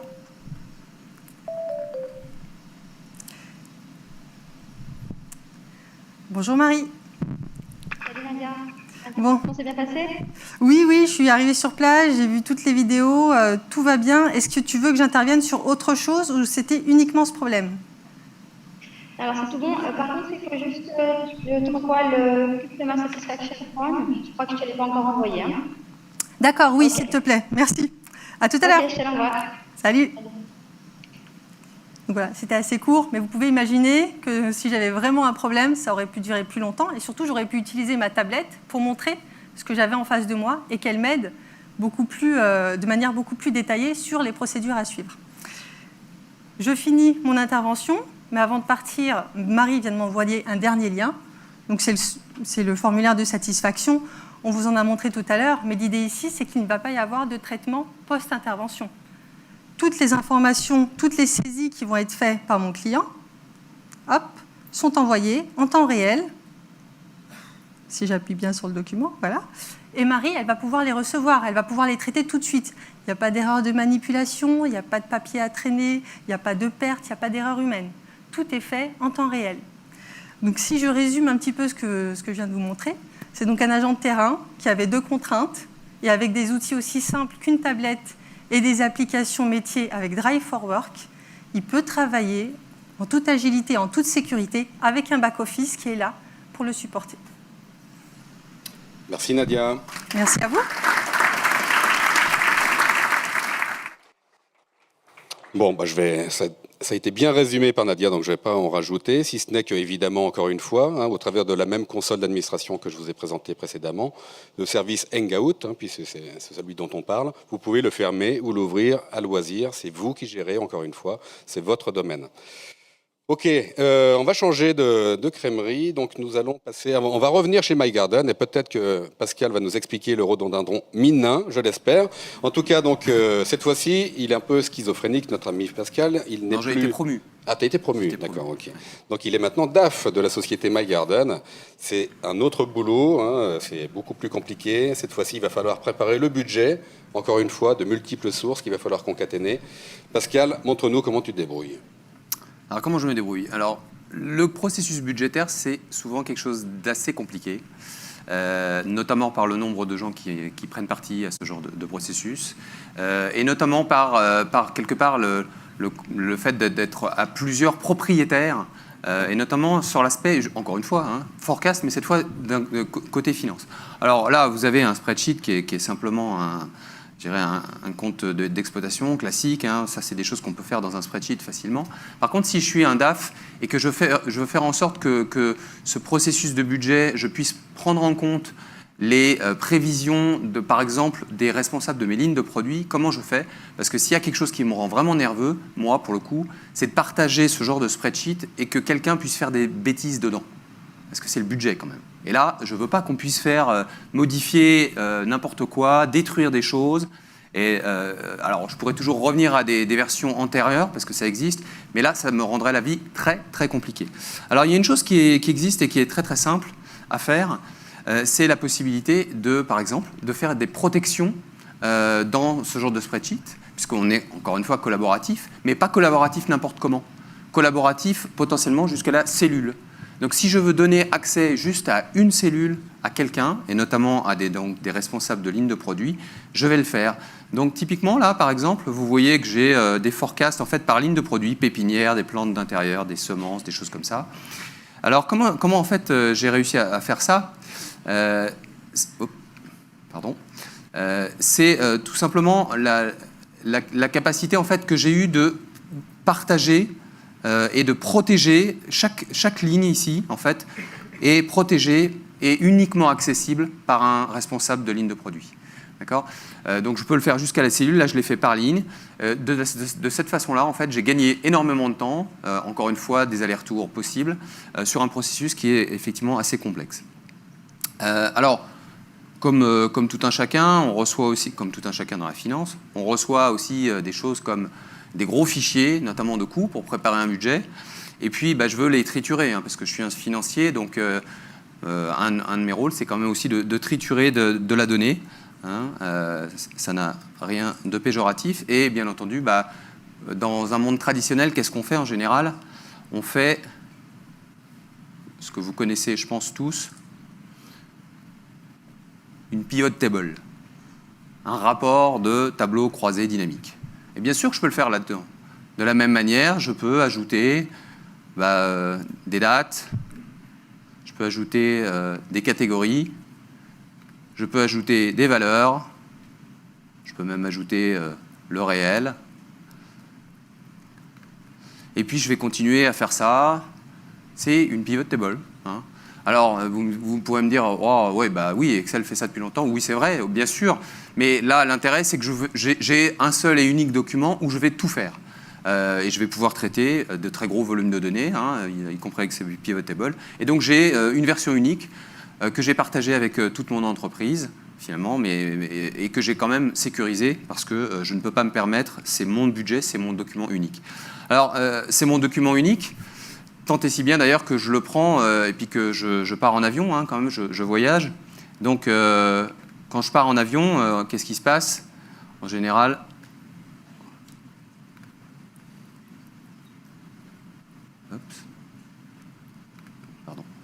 voilà. Vous avez vu là, tout en haut là, il y a un petit symbole qui m'indique que je suis hors connexion. Ah oui, je suis dans l'avion. En l'occurrence, dans les compagnies aériennes qui n'offrent pas encore le Wi-Fi. Donc, voilà. Mais bien entendu, je peux continuer à travailler. Oups, pardon, si je suis en clavier, voilà. Voilà, je vais continuer à travailler de mon côté sur la pivot table, sur les forecasts, sur l'ensemble, bien sûr, je vais pouvoir rajouter des... Je pense qu'il essaye de se reconnecter et il me dit, tiens, il te manque un peu de Wi-Fi. Donc, je vais, en l'occurrence, me reconnecter parce que je suis sorti de l'avion. Voilà. Et bien entendu, ce que j'ai fait en hors connexion va rester. J'avais modifié là le 100 en 150. Je ne sais pas si vous voyez à l'endroit ici. Et bien entendu, à côté de ça, j'ai continué à partager. Des gens ont continué à traiter de certaines cellules sur ce document pendant que je n'étais pas là. Donc on gère parfaitement le online et le offline. Alors le dernier point qui est quand même assez important, c'est que un directeur financier, souvent, ça utilise des applications, ce qu'on appelle métiers. Donc ça ne peut pas fonctionner, je ne peux pas fonctionner toute ma journée en fait, uniquement avec des applis web de ce type-là, même si ça fait déjà beaucoup de choses. Donc je vais être obligé à un moment ou à un autre de me connecter à mon Oracle Financials, SAP, des choses comme ça. Et donc, ce qu'on sait faire pour ce genre de population, et c'est très très important, parce qu'effectivement, comme l'avait dit Renaud, on sait que de l'existant, il y en a et vous allez le garder pour longtemps. On est capable, en fait, avec un accord avec une société qui s'appelle Citrix, notamment, et il y en a également avec la société VMware, d'installer en fait ce qu'on appelle un Citrix Receiver sur ce genre de poste, qui est donc un Chromebook, qui est normalement un ordinateur léger, de se loguer et d'accéder en fait à ce que vous voulez. Alors quand je dis ce que vous voulez, là en l'occurrence on y a mis un environnement de type Windows 8.1, et à travers lequel je vais accéder à des applications de type SAP, de type ERP ou autre. Voilà, donc là j'ai des choses comme ça. Donc ça permet quoi ? Ça permet quelque part d'avoir le meilleur des deux mondes. À partir du moment où je sais traiter des applications purement web et aussi accéder à des applications de type métier. Alors ça m'étonnerait qu'on se logue sur du angiographer quand on est DAF de chez Monjardin, mais vous avez compris l'idée. Vous êtes véritablement en mesure de gérer les deux mondes avec ce genre de... Voilà. Ok, c'est super. J'étais en train de regarder l'heure, en fait, je m'aperçois qu'on a peut-être débordé sur certaines des démos. Mais en tout cas, c'était super intéressant. Donc, qu'est-ce qu'on va retenir quand même, hein ? Celle-ci, pour moi, c'est quasiment la plus importante, effectivement. Donc, on n'est pas en train de faire une comparaison entre Excel et nos éditeurs, hein, c'est pas du tout le but. Même si toutes les formules que vous retrouvez dans Excel, vous les retrouverez également ici. Oui, même le VLOOKUP que vous aimez tant. On a cet accès webisé. Alors, tout n'est pas webisé, mais comme l'a montré très bien Pascal, on peut toujours utiliser des petits truchements, par exemple au travers de Citrix ou de VMware. Donc on arrive à tout faire. En termes de démo, je regarde juste l'assistance, mes amis Googlers, pour savoir si on a encore le temps de passer sur... Ouais. Est-ce que ça vous intéresse quand même ? On continue là. On avait encore 3 démos qui étaient prévues. Peut-être on va en faire sauter une sur les 3. Je vous propose quand même de passer rapidement. Quand même, là, il y en avait 2 qu'on avait prévues sur le marketing. On ne va faire qu'une seule. Mais je pense qu'elle est intéressante également. Ça va vous montrer à nouveau cette coexistence Office-Google dont on vous a parlé tant. Et pour cela, je vais inviter Céline, qui fait partie du département marketing. Et Céline, c'est une personne qui est tête en l'air. Elle a oublié son ordinateur à la maison. Ah non, j'y suis pour rien. On m'a demandé de travailler. Voilà. Et donc, oui. Alors que je n'avais pas mon matériel, mais c'est pas grave. Il faut quand même qu'elle se connecte. Donc, l'objectif étant d'atteindre ce qu'on m'a demandé de faire. Donc, j'ai effectivement une réunion dans plusieurs... J'organise un séminaire dans une quinzaine de jours et je dois faire une réunion avec un certain nombre de personnes qui ne sont pas de mon entreprise et j'ai pas mon ordinateur sur moi. Donc, je vais trouver un ordinateur, ça tombe bien, c'est un Chromebook, et je vais me connecter devant vous. Donc, alors ça tombe bien, c'est un Chromebook, c'est trop, hein, ça marche sur n'importe quelle plateforme, évidemment. Voilà. Bon, ce qui est bien, c'est que c'est un QWERTY, donc je n'ai pas l'habitude. Voilà, mais on va y arriver. Donc je me connecte en temps réel devant vous, je crée un compte qui va me permettre d'accéder à l'ensemble de mes données. Donc si on peut basculer sur mon téléphone, pour ça, hop, j'allume la Chromecast. Et mon compte étant sécurisé, je vais demander à mon téléphone de me donner des informations que vous voyez normalement à l'écran. Donc c'est un code à 6 chiffres qui est valable 30 secondes et qui me permet de contrôler l'accès à l'ensemble de mes données. J'appuie sur Entrée. Mon compte est créé en temps réel. Ça fonctionne. Ça synchronise mes préférences et ça va me permettre d'accéder à l'ensemble de mes données stockées sur Drive que je partage avec toutes les personnes qui travaillent avec moi sur ce projet, en interne comme en externe. Donc pour organiser un séminaire, on va travailler avec des agences événementielles, je travaille avec un certain nombre de gens en interne et on a une réunion qu'on va réaliser ensemble. Donc je me connecte à mon Drive et je vais aller, donc vous voyez sur mon Drive l'ensemble des éléments sur lesquels nous travaillons, nous permettant d'organiser ce séminaire. J'ouvre l'application Slide qui va me permettre d'ouvrir un PowerPoint. J'ai bien dit un PowerPoint. Donc, comme ça fonctionne, voilà. L'information me disant qu'on peut éditer des documents Office avec Slide. Et donc voilà, à l'écran apparaissent l'ensemble des documents sur lesquels je travaille pour organiser le séminaire. Donc vous voyez ici, on retrouve le petit P de PowerPoint. J'ai un certain nombre de fonctionnalités qui sont disponibles. Donc je peux modifier les documents, je peux insérer du texte, je peux modifier les slides. On n'est jamais à l'abri de se rendre compte que dans le filage, les slides ne sont pas dans le bon ordre. Et je peux ajouter du texte. Donc je vais vous montrer en temps réel. Je modifie devant vous. On est en QWERTY, donc blablabla, ça ne marche pas. Et en revanche, je souhaiterais évidemment collaborer en temps réel avec l'ensemble des personnes avec lesquelles je travaille. Donc je vais appuyer sur le bouton Partager. Et qu'est-ce qu'on me dit? Il faut convertir au format Google Slide. Donc je peux importer un document Office, je peux le stocker sur mon Drive, je peux le partager pour le télécharger sur mon poste sans aucune difficulté ou avoir accès via Slide. En revanche, je ne peux pas faire de la collaboration en temps réel. Donc pour cela, je convertis devant vous en temps réel, et il n'y a pas de truc, les fichiers au format Google, donc Slide. On retrouve le titre du document, c'est le même, il est là, il se télécharge, il se transforme. Voilà, super, on est hyper content, ça a marché. Et voilà, donc comme vous le constatez, on a exactement la même chose à l'écran en termes de rendu. Pas de perte en ligne. La différence étant que les logos ne sont pas les mêmes. Donc ça vous indique PowerPoint ici. Et ici, on est au format slide. Et là, comme par magie, qu'est-ce qui se passe? Je peux partager avec mes collègues et les personnes avec lesquelles je travaille de mon agence événementielle ce document en temps réel. Modification. Vous avez déjà vu ça tout à l'heure pour d'autres démos. On m'informe qu'on n'est pas sur le même nom de domaine. J'accepte de partager avec une entreprise qui ne fait pas partie, une personne qui ne fait pas partie de mon entreprise. Et mes collaborateurs sur ce projet ont reçu une notification. On va pouvoir commencer à travailler ensemble. Donc, comme vous le constatez, au-delà de la fonction de partage, il y a beaucoup plus de fonctionnalités qui sont disponibles ici. Donc, ce qui est intéressant, c'est pendant que moi, je vais insérer des fichiers de lourd volume, c'est-à-dire une grosse vidéo et des images en HD.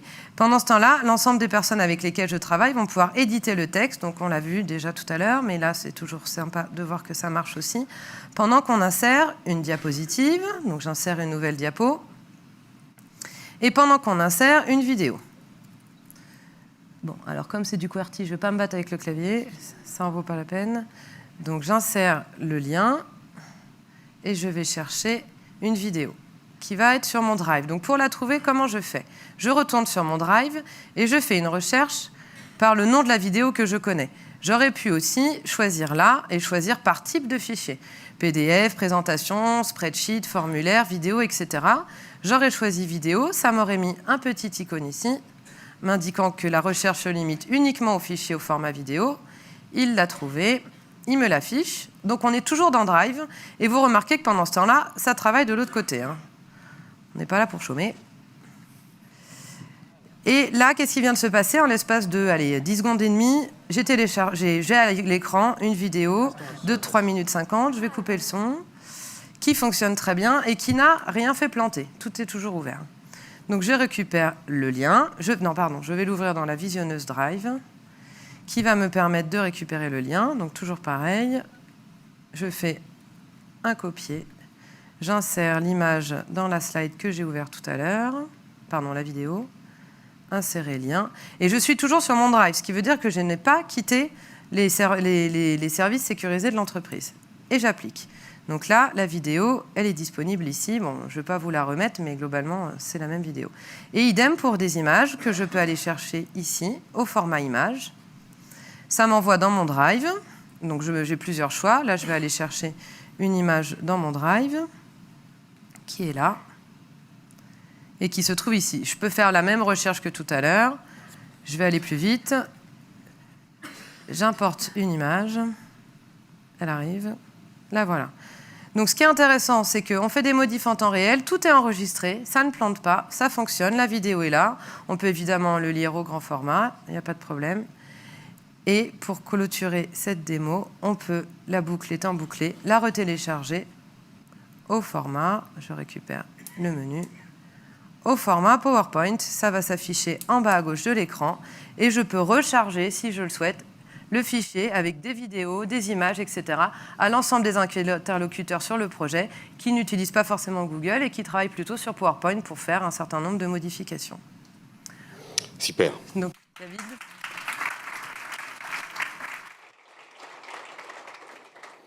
Merci Céline. Bon, très belle démo, encore une fois. Donc vous voyez, la coexistence Office-Google, c'est un non-sujet, elle est là et ça marche très très bien. Pour clôturer, on va passer directement donc à la partie juridique RH avec Thibaut qui va nous rejoindre sur scène. Vous êtes certainement confronté au problème de personnes qui quittent votre entreprise. Qu'est-ce que vous faites avec ces documents? Est-ce qu'ils sont perdus à jamais? En effet, comme le disait Renaud tout à l'heure. Vous êtes peut-être confronté même à des problèmes plus malsains, on va dire, avec des problèmes de harcèlement au sein de l'entreprise. On va vous montrer comment notre solution Vault va vous aider à gérer tout ça. Thibaut, vas-y. Entre vous et... je ne sais pas si on peut allumer mon micro. Merci. Je suis le dernier rempart entre vous et les coupes de champagne, donc je vais essayer d'être assez bref et de faire ça en quelques minutes. Donc l'idée, c'est de partager un peu avec vous, effectivement, toute la partie auditing et recherche d'informations qu'on peut avoir sur la plateforme. Donc aujourd'hui, je vais jouer le rôle de quelqu'un qui s'appelle Kiss. Kiss, il est dans une entreprise et c'est son dernier jour dans l'entreprise. Donc il est un peu décontracté, hein. Il a passé toute la journée à boire des cafés avec ses futurs anciens collègues. Et puis bon, là, c'est la fin de la journée. Il se dit, bon, je vais quand même, par acquis de conscience, regarder ma messagerie avant de quitter l'entreprise, juste pour voir s'il n'y a pas eu d'informations importantes. Donc il va se connecter sur son compte, ce qu'il fait assez rapidement. Voilà. Et donc c'est mon dernier jour. Et puis je vais voir si j'ai des messages qui sont arrivés dans ma boîte de réception. Je vais voir que mon Gmail s'ouvre ici. Et puis, je vais voir mon inbox qui va apparaître. Voilà, donc là, je vois que j'ai effectivement 3 messages qui sont arrivés, que je n'ai pas lus. Donc, bon, je vais en prendre connaissance très rapidement, mais globalement, je n'ai pas tellement envie de passer du temps dessus. J'ai plutôt envie de rentrer chez moi très, très vite. Et là, je vois quand même qu'il y a un message qui est tagué important, et dans lequel j'ai un collaborateur qui me demande en fait d'approuver son voyage pour aller travailler sur une nouvelle opportunité. Donc je suis dans un business où là en l'occurrence je m'occupe de couper des arbres, et donc ce collaborateur me demande d'approuver d'une part ses billets. Donc voilà, il a fait ses réservations sur un site bien connu, et puis il me montre un extrait de cette nouvelle approche absolument phénoménale pour couper des arbres. Voilà, donc je sais pas si ça va être très très efficace. Bon, mais globalement, de toute façon, je regarde juste ça, mais je suis pas tellement soucieux de traiter l'information. C'est mon dernier jour, je vais rentrer chez moi et puis terminer ma mission dans cette entreprise-là. Je vais même d'ailleurs supprimer tout ce que j'ai dans ma boîte de réception, parce que j'ai pas tellement envie que d'autres personnes dans l'entreprise puissent retrouver ces informations-là. Et puis, je vais aller m'assurer que dans la corbeille, il y a plus rien du tout. Je vais vider la corbeille et je supprime les messages. Voilà, donc là, j'ai vidé ma boîte de réception, j'ai vidé ma corbeille, j'ai plus d'informations. Et puis, je vais aller aussi faire la même chose dans mon espace de stockage, tant qu'à faire, mon Drive. J'avais stocké des informations pour moi et des documents confidentiels que je vais supprimer avant de partir de l'entreprise. Par exemple, les 2 documents qui sont confidentiels ici, ce que je vais faire, c'est que je vais les mettre dans la corbeille. Et puis, je vais faire exactement la même manipulation que tout à l'heure. Je vais aller regarder la corbeille, qui ne veut pas s'afficher. Et dès que la corbeille s'affichera, je vais faire exactement la même manipulation, c'est-à-dire que je vais vider la corbeille. Voilà, je vide la corbeille. J'ai bien compris que j'allais effacer mes documents. Voilà, donc j'ai fini ma journée, j'ai fini ma mission, je quitte cette entreprise-là, je me déconnecte. Et donc ce qui s'est passé, c'est qu'en fait, là on a un utilisateur, vous est peut-être déjà arrivé, quelqu'un qui quitte l'entreprise et puis qui ne va pas forcément transmettre des dossiers, va pas forcément transmettre des informations, va éventuellement vider tout ce qu'il y a dans son compte. Donc là, je vais changer de casquette. Alors, j'ai pas de perruque ou quoi ou caisse pour changer de personnalité, mais je vais devenir quelqu'un à l'IT qui va s'occuper de justement rechercher ces informations-là et gérer le système d'information. Donc, je me déconnecte et puis je vais me reconnecter avec ce compte d'administration. Voilà, donc ça va prendre 2 petites secondes le temps que le Chromebook se réinitialise et me redonne la main pour me connecter. Ce qui est fait, je me connecte avec mon compte d'administration. Voilà.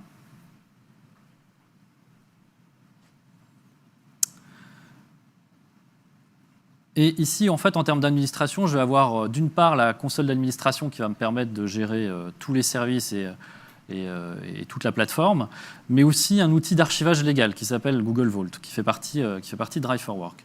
Cet outil d'archivage légal, je vais y accéder. Donc là, j'ai un compte qui a les droits nécessaires pour accéder à cet outil-là. Et donc, je vais retrouver une interface web, encore une fois, à travers un navigateur, qui va me donner un accès à toute l'information qu'il y a dans mon entreprise. Donc, on va imaginer que la personne qui cherchait justement à faire ce voyage-là pour aller voir les ours de tout à l'heure, eh bien, elle est passée voir son responsable. Il lui a dit, voilà, j'ai envoyé à telle personne qui a quitté l'entreprise des informations importantes. Il faudrait qu'on puisse retrouver ça dans notre système d'information. Le manager a contacté l'IT et puis donc, je me retrouve à devoir mener cette investigation-là.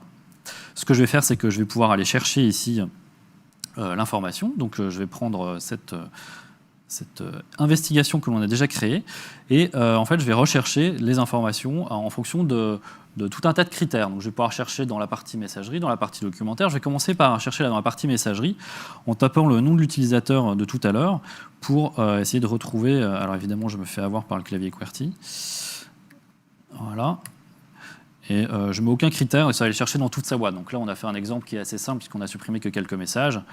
Et donc là, en fait, dans cet archivage légal, je vais retrouver les messages qui ont été supprimés par l'utilisateur. Donc on a bien la préservation de toute l'information. Et je vais voir ici que je vais retrouver le contenu du message. Et je vais surtout pouvoir aller revoir les pièces jointes qui étaient attachées à ce message-là. Donc là, en l'occurrence, elles vont être téléchargées directement sur mon poste. Donc je retrouve bien le superbe ours de tout à l'heure. Et comme ça me permet de retrouver l'information de manière centralisée, quelles que soient les modifications en fait, que l'ensemble des utilisateurs vont pouvoir faire au fil de l'eau et au fil de la vie de leur compte.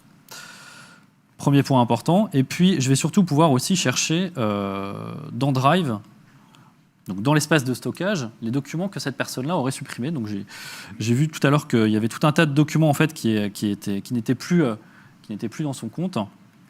Et je vais pouvoir ici retrouver de la même façon les PDF et tous les documents qu'il a pu stocker en fait, dans son Drive, quelles que soient les actions qu'il va faire sur ces documents. Voilà. Donc on a vraiment une solution avec cet outil d'archivage légal qui est intégré dans Drive4Work qui vous permet de maintenir un bon niveau de sécurité et de recherche d'informations sur l'ensemble de vos comptes.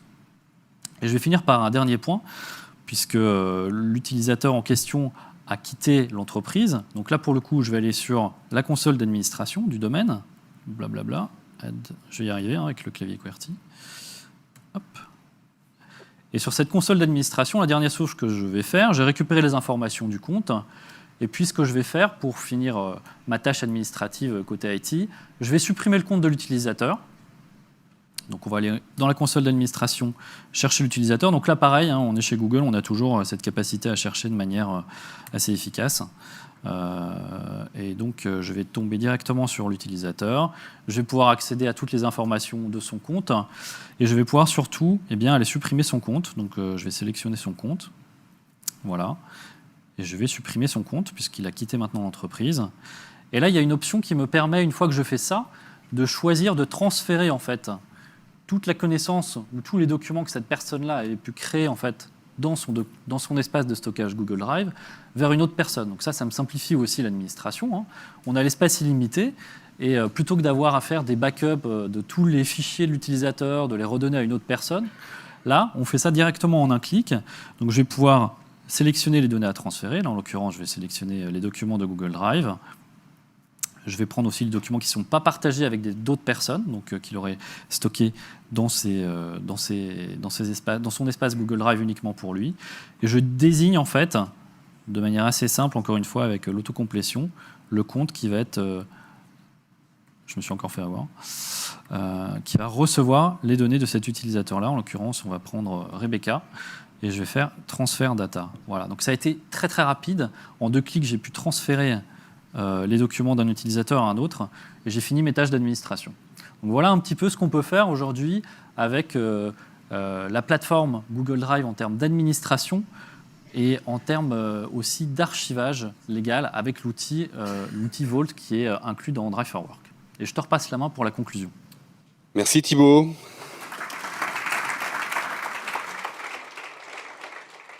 C'est très difficile et je remercie encore tout le monde, tous ceux qui ont participé à ces démos.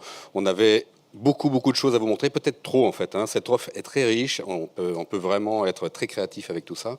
On a essayé de se limiter à ces cas d'usage. En fait, il y en a énormément d'autres et j'espère qu'on aura l'opportunité de vous les présenter lors d'autres sessions.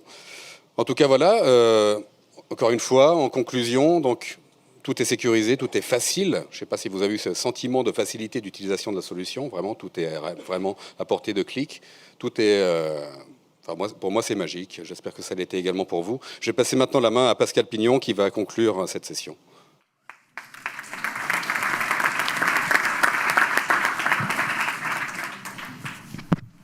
Alors, je vais surtout conclure en fait en vous disant que tout ça existe. Vous l'avez vu tourner, mais il y a aussi des clients qui l'utilisent. Et donc, je vais appeler Claire Lacour, qui est DSI d'une société qui s'appelle Formadis. Merci Claire, on peut l'applaudir. Elle nous fait le plaisir d'être avec nous ce soir. Merci encore Claire de votre temps. Donc vous avez, il n'y a pas très longtemps, signé pour être client de ce service Drive for Work. Avant qu'on rentre un petit peu dans le détail de vos usages et peut-être votre retour d'expérience, peut-être vous pouvez nous expliquer un petit peu ce que c'est que Formadis et quel est votre rôle au sein de la société. Alors, je ne sais pas si on m'entend. Oui, c'est bon. Donc Formadis, c'est un groupe de formation à distance.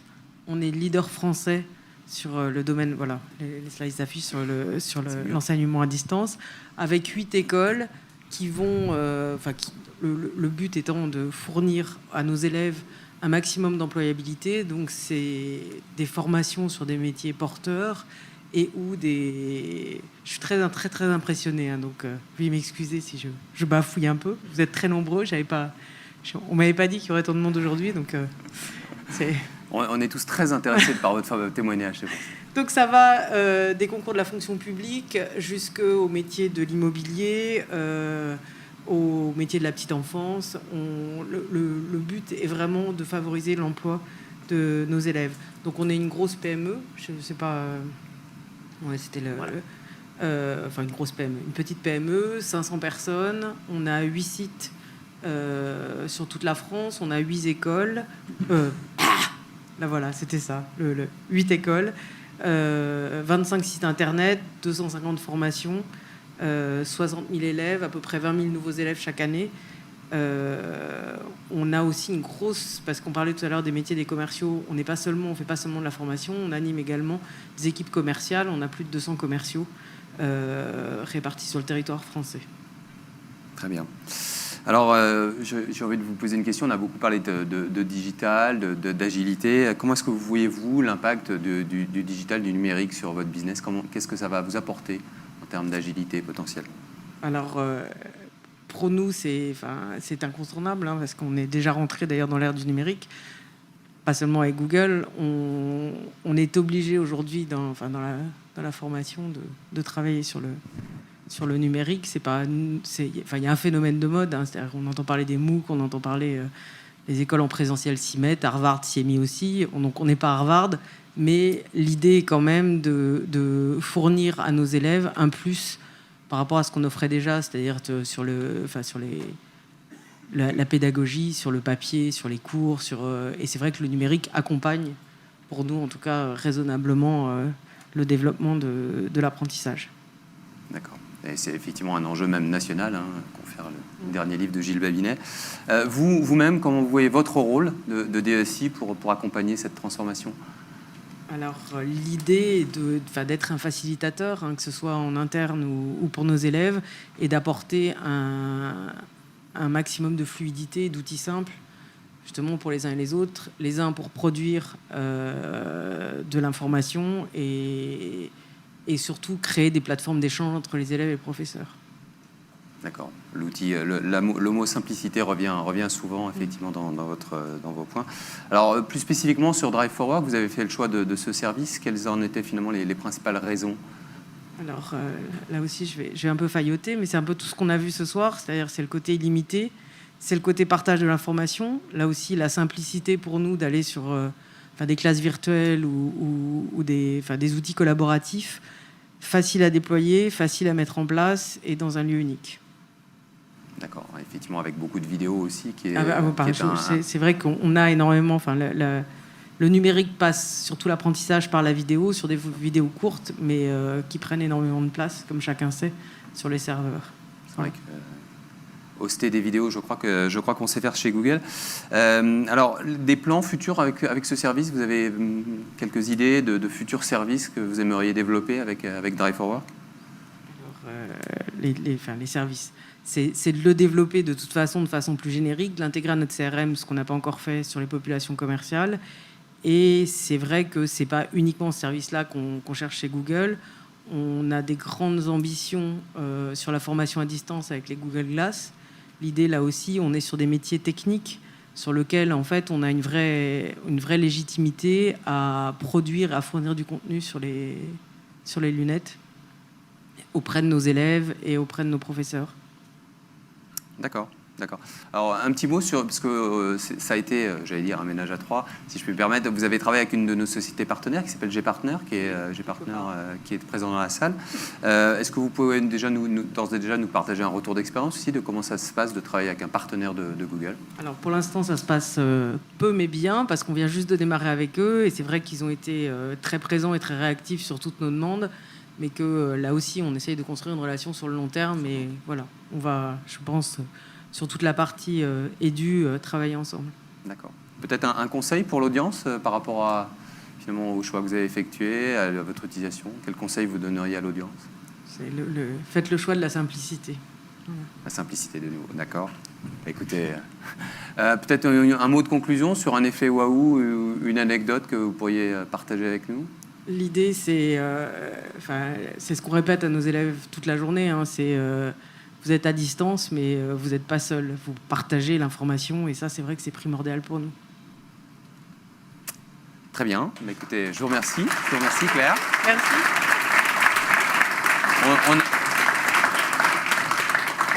On a relativement peu de temps, malgré tout, s'il y a une ou deux questions dans l'assistance pour Claire Lacour. On a des micros. Non. Très bien. Bah, de toute façon, je pense que Claire... Merci. Peut-être une? Non. Alors attendez, on va juste vous passer un micro. Bonjour, Victor Cueil d'Alkia. Donc j'ai une question en fait pour les personnes qui sont les entreprises qui sont déjà clientes de Google Enterprise, nouvellement Google for Work. Quel est l'impact en fait concrètement du passage à Google for Work? Est-ce que c'est indolore? C'est indolore. C'était le cas de la société Formadis, en l'occurrence. Ah, d'accord. C'était le cas de la société Formadis, qui était déjà cliente donc, des services Apps et Volt, dont on a un petit peu parlé. Et voilà.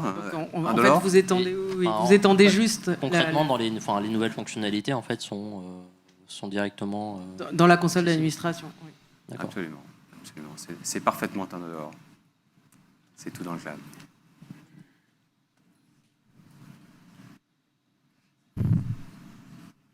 Je crois qu'on avait... D'autres? Non, on ne t'entend pas, David. On, c'est mieux. Donc vous êtes une école privée. Est-ce que le fait d'avoir mis ces outils à disposition des étudiants a ramené beaucoup plus d'étudiants dans votre école sur les différents cycles que vous proposez? Alors pour l'instant, on n'a pas du tout communiqué là-dessus. Je ne sais pas... Je pense que l'idée de communiquer sur notre position digitale, elle va être importante, mais sur les outils Google en soi, c'est vrai qu'on s'en... au cas où vous ne vous en seriez pas rendu compte, c'est quand même une première. Nous ne sommes pas des grands communicants. On apprend, on va apprendre vite, mais je pense que peut-être peut-être que ce serait un plus, mais c'est vrai que c'est pas là-dessus qu'on se base pour l'instant pour communiquer. Mais d'ici 1 an, je vous dirai si effectivement c'est un outil qu'on a utilisé pour communiquer, pour recruter des élèves. Merci. Bien, merci encore, Claire. Merci. Et merci à la Société Formadis de nous faire confiance. Alors, on a eu effectivement une session un petit peu chargée. En fait, je vais prendre juste 5 minutes pour partager un petit peu les quelques conclusions qu'on peut avoir à l'issue de cette session. Je dirais que la première, c'est que le digital, alors en prenant un petit peu de champ, ça n'est plus un nice to have. C'est vraiment un must have et c'est même devenu, pour certaines sociétés, la clé de la réussite ou de l'échec. Alors, ce n'est pas vrai que pour des sociétés purement dans le web ou purement digitales comme Google. C'est aussi vrai pour des sociétés qui viennent d'environnements plus traditionnels. Je ne sais pas si on... Oui. Il y a un exemple bien connu, qui est celui de Burberry's. Vous connaissez, je pense, Burberry's. Il y a encore 5 ans, c'était une société assez traditionnelle qui vendait vraiment des impairs et qui potentiellement voyait une courbe de croissance véritablement s'effriter fort. Angela Ahrendts, qui a été la CEO en fait, de Burberry's, a complètement transformé la société, a mis le digital, l'expérience client au cœur de sa stratégie. Qu'est-ce que ça a donné 5 ans plus tard? Les ventes ont triplé. Elles ont triplé en 5 ans. Alors je trouve que c'est une croissance assez sympa. C'est un bel exemple, effectivement, de ce qu'on peut obtenir quand on investit dans le digital. C'est un exemple, mais en fait, il y en a beaucoup des exemples.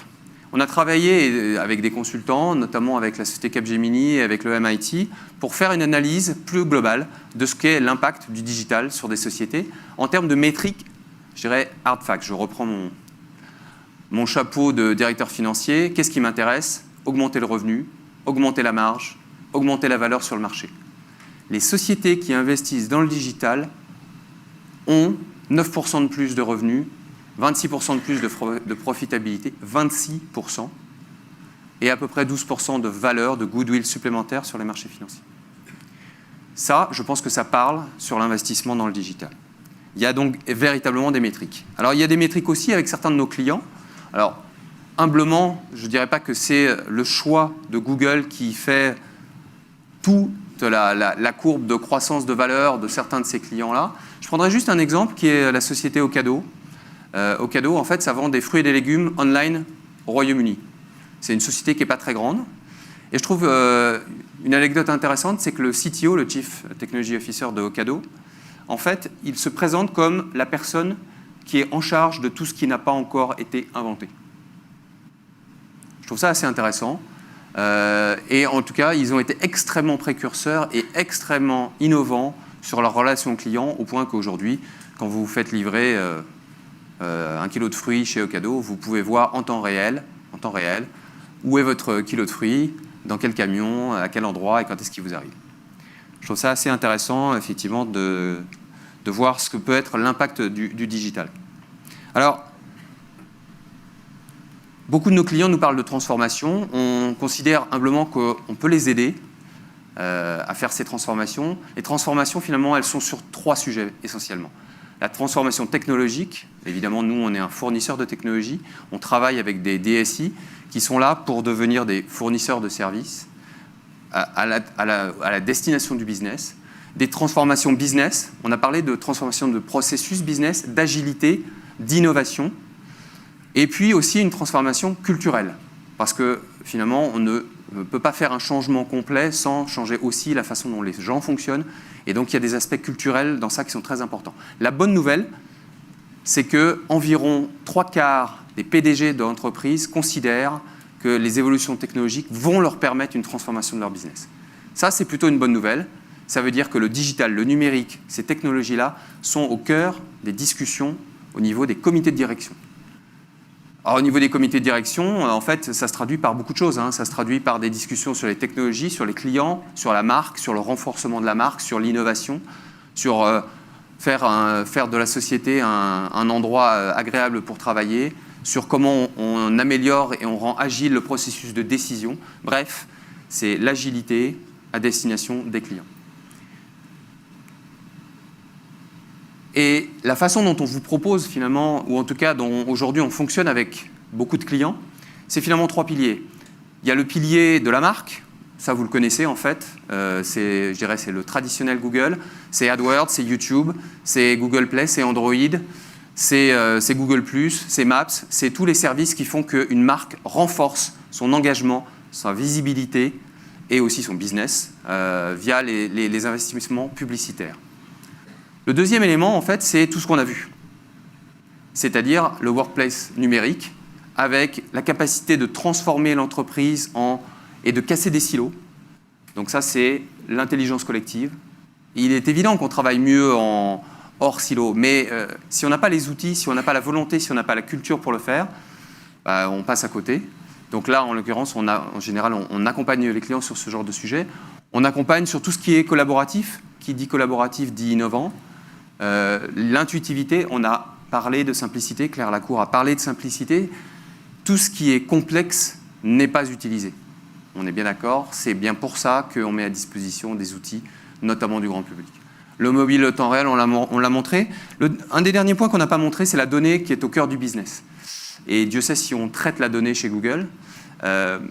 Netflix, c'est le 15 septembre, hein, donc ce soir quand vous rentrez à la maison, vous pouvez vous abonner à Netflix. Netflix utilise à peu près 70 points de données pour chaque utilisateur, chacun de ses clients, pour en faire son moteur de recommandation. 70 points par utilisateur. Donc imaginez ça à l'échelle de millions d'utilisateurs. La donnée est au cœur du business. Le big data, ça veut dire ça pour Netflix. 70 points de données multipliés par le nombre d'utilisateurs. Et on peut vous aider là aussi, et notamment c'est le troisième pilier dont je ne parlerai pas, mais dont Eric a un tout petit peu parlé, qui est finalement l'ensemble de l'infrastructure Google qui peut être mise à disposition de vous, des clients, pour mettre la puissance des moteurs Google à votre disposition pour faire quelque part de l'intelligence client. C'est avec ces 3 piliers qu'en général qu'on accompagne nos clients vers la transformation digitale. Je dirais que le meilleur moyen de me croire, c'est de tester. Vous l'avez entendu de la part de Renaud, c'est facile. Vous pouvez le tester demain. Regardez ce que ça peut vous apporter dans votre business. On pourra en reparler. Je terminerai par justement un certain nombre de clients.